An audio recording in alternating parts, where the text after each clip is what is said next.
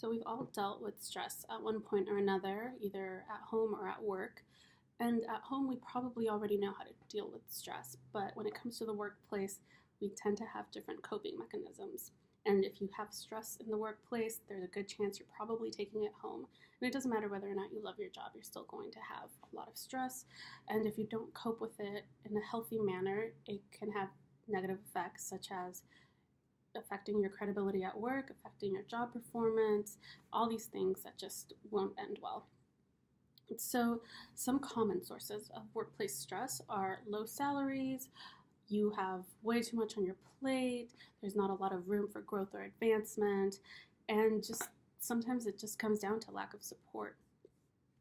So again, touching back on the effects of stress, of uncontrolled stress, it can contribute problems.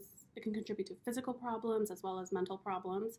You might feel yourself being more anxious and feeling more stressed out than usual and feeling burned out, and it can manifest itself as into physical and bodily issues as well. You have constant headaches, maybe you have aches all over your body, so it just becomes a compounding problem.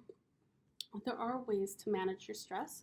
A lot of them, the first one being you can track your stressors, so you can keep a journal and just kind of notice and go over it and realize what exactly is stressing you out, because it could be the same thing over and over again and you're just not realizing it. So if you can pinpoint that problem, there's a good chance that you're going to be able to attack it and manage it better.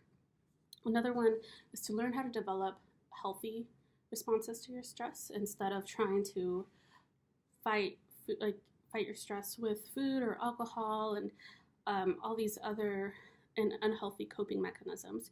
You can try maybe going for a run or maybe practice meditation. And these things are just, again, healthier ways of coping with stress. Another thing you can do is to establish boundaries. It's very easy to always have your phone on you, always bring your work home with you, always answering emails, and you do it without even realizing it. You can be at dinner, have an email come in, and then you have to take 5 minutes out of your dinner in order to combat or to reply to those emails.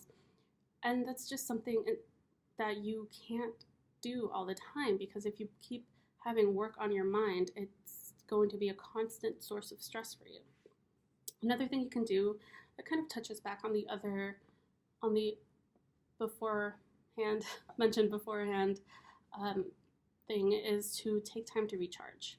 You can put your phone away, even if it's just for an hour or two. You can just take a walk outside and just step away from work. And another thing you can do is to talk to your supervisor. A lot of times supervisors, if you don't, your stress will go unnoticed at work if you don't actually bring it to someone's attention. And you'll let it build and build and build up until it becomes too late. So be sure to get some support also. Your employers usually offer a lot of resources, such as, therapists on hand. Sometimes maybe they'll offer free yoga or free gym memberships or stuff like that, free rehabilitation programs if it does get to the point where you can't feel like you can handle these things on your own.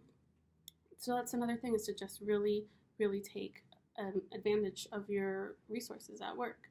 And so all of these things, if you do them correctly, if you learn how to handle with your stress, then you will eventually learn how to cope with it and have no issue in the future.